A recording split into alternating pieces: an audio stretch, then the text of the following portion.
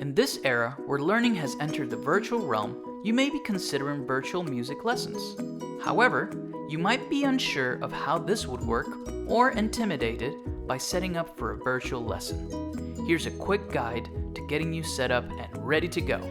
It's as easy as 1, 2, 3.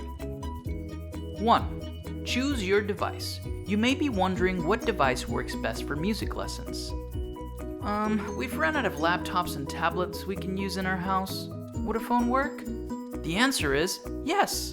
We use Zoom for all our lessons. Zoom is available for download for desktop via Zoom's website, for iOS via the App Store, and for Android via Google Play. Once you have the app downloaded and installed, log in or create a free account, and you're good to go. 2. Set up your device. Now that you have the application, set up your device's camera so that we can see the student. It will be extra helpful if the teacher can see the student's instrument in the video.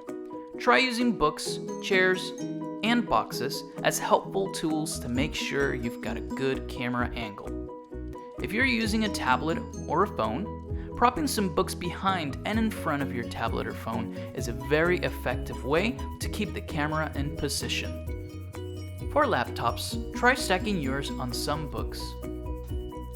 3. Join the meeting.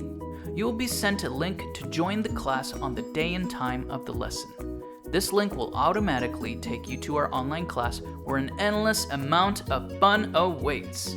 Next, follow the prompt and make sure to click Call using Internet Audio. This allows us to hear what you are playing and allows you to hear the teacher's instructions.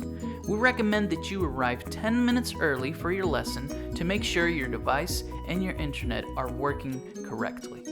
You will be placed in a waiting room until it's time for us to start the lesson. And that's it.